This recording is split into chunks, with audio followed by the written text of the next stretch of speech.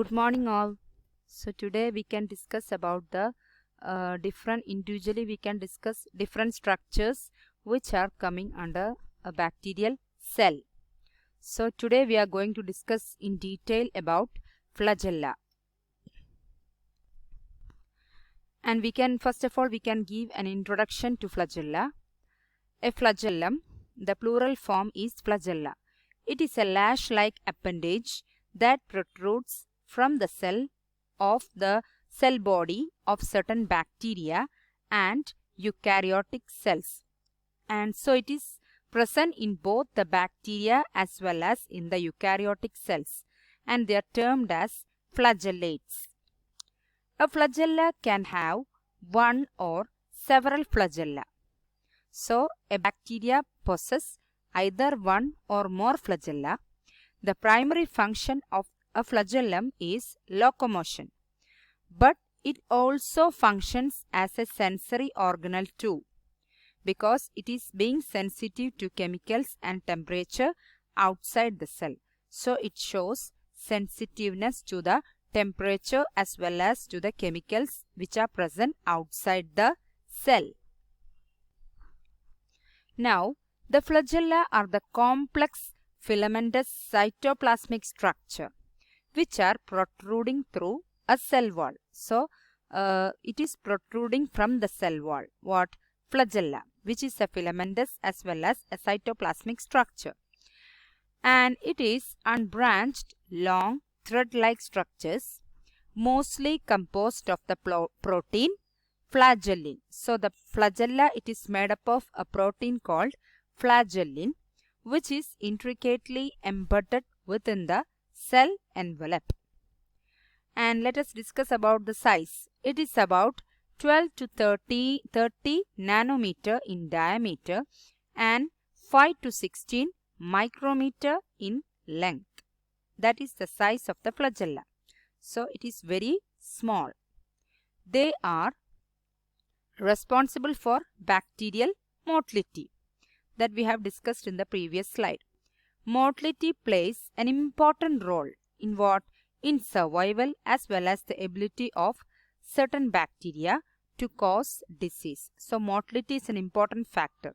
For example, the bacteria Salmonella typhi, which possesses flagella throughout its body, called Peritrichus flagella, and it is responsible for causing the infection such as typhoid. Next is about types and examples of flagella. There are 4 types of flagellar distribution on the bacteria. First one is about monotrichous. Monotrichous flagella, which means it possesses a single polar flagellum. For example, for this monotrichous flagella is Vibrio cholerae, which is the causative agent of cholera. So, only one flagellum is present within its body. Next is about Amphitrichus. Amphitrichus flagella, which means the bacteria which have a single flagellum on each 2 opposite ends. So, it possesses 2 flagellum, one each of them on the opposite ends. Only one flagellum operates at a time, and even though it possesses 2 flagellum, but only one flagellum operates at a time, allowing the bacteria to reverse course rapidly by switching which flagellum is active. So, one flagellum operates at a time, and it may allows the bacteria to reverse course rapidly. For example, for the bacteria which possessing Amphitrichus flagella is Alcaligens faecalis. Next type of arrangement of flagella is Lophotrichus.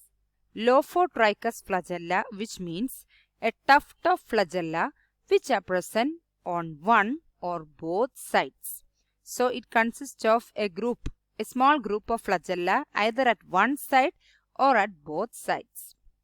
This Lophotrichus bacteria have multiple flagella located at same spot on the bacterial surface. which act in concert, which helps the bacteria to drive it in a single direction. So, a small group of flagella in one end or in both directions. In many cases, the bases of the multiple flagella are surrounded by a specialized region of cell membrane, which is also called polar organelle. So, the base portion of this multiple flagella, it is surrounded by specialized region of cell membrane called polar organelle. Example for the bacteria possessing Lophotrichus flagella is Spirillum. Next type of arrangement of the flagella is Peritrichus. It means the bacteria which possess numerous flagella all over the bacterial body. Sorry, some mistake in the spelling mistake in the flagella. I have written flagella. It says spelling mistake, okay. So, numerous flagella all over the bacterial body is present. Example for the Peritrichus flagella, the bacteria is Salmonella typhi, that I have already mentioned, which is the causative agent of typhoid, and the bacteria possess flagella all over its body. And this is the picture of the types of flagellar arrangement. Look at the Monotrichus flagella. First one, Monotrichus flagella. In this, the flagella is only at one pole. Next coming is Lophotrichus flagella, which means a tuft or group of flagella at one pole. Then coming is Amphitrichus flagella. In this, it possesses flagella at both poles. Next coming is Peritrichus flagella, the presence of flagella all over the body. Next coming is Amphilophotrichus, which means combining both Lophotrichus as well as Amphitrichus, in which the tuft of flagella which can be present at both ends. It is the combination of Lophotrichus as well as Amphitrichus. Next is about the parts of the flagella. Each flagellum individually, it consists of three distinct parts. First one, filament. Second one, hook. Third one, basal body. The filament which lies external to the cell.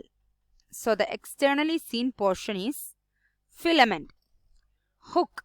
Next part is hook, and this portion is embedded within the cell envelope. Third portion, basal body.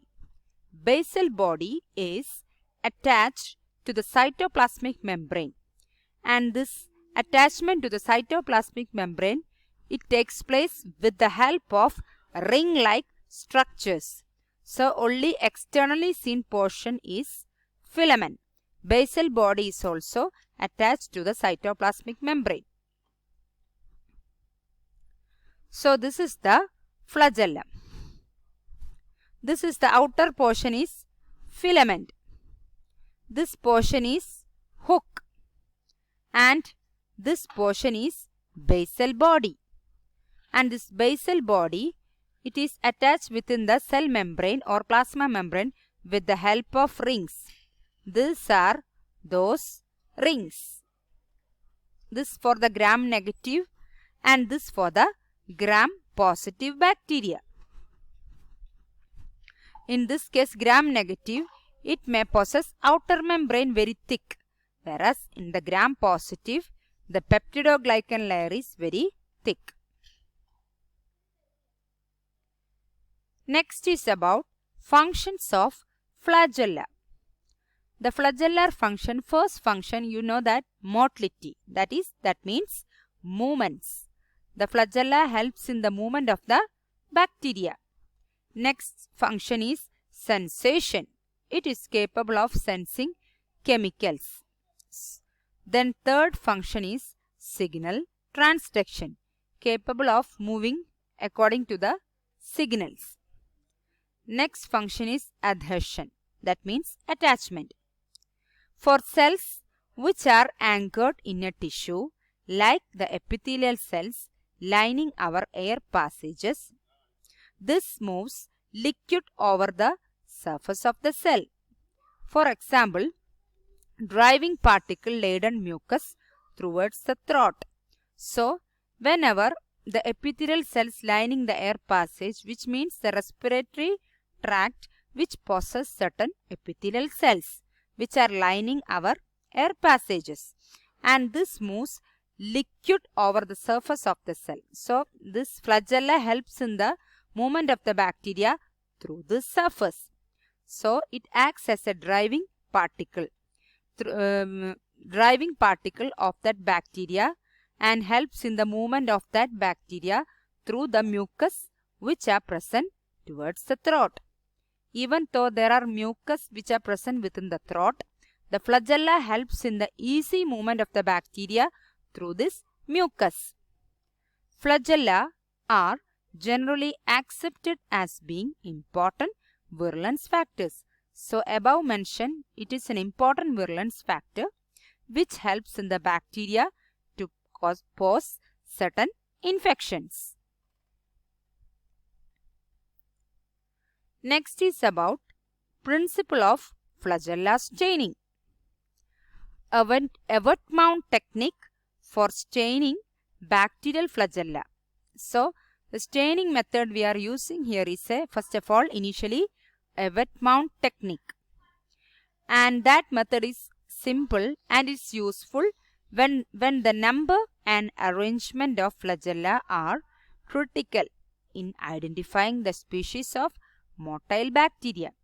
So, whenever we got a bacteria which is motile, we want to know whether the number, how many number of flagella it is present in that bacteria, and also this arrangement of the flagella, whether it is Lophotrichus or Amphitrichus or Peritrichus, etc.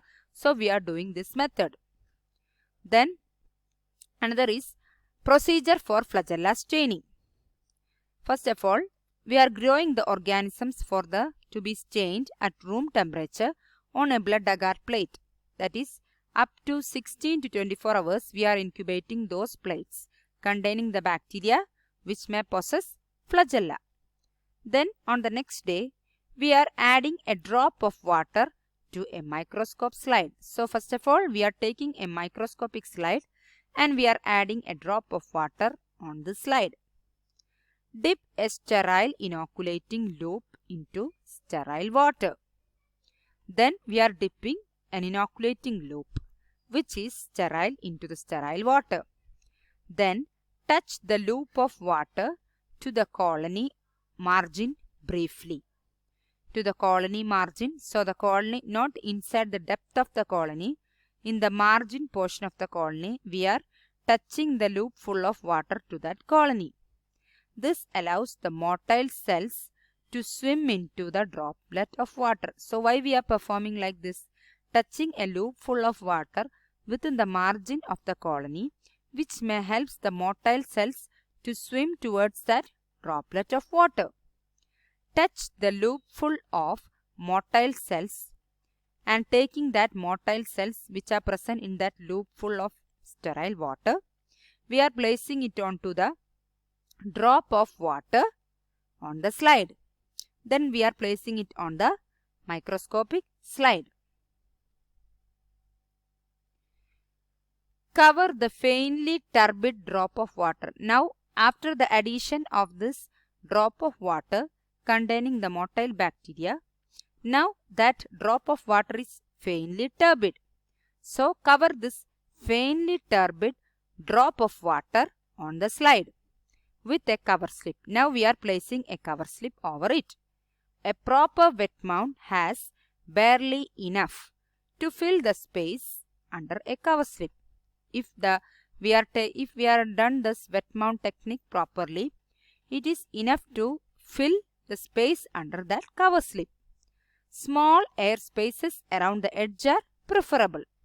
Then we are examining the slides immediately under low power objective, that is 40x for the motile cells. If the motile cells are seen, leave the slide at room temperature for 5 to 10 minutes. If we are seeing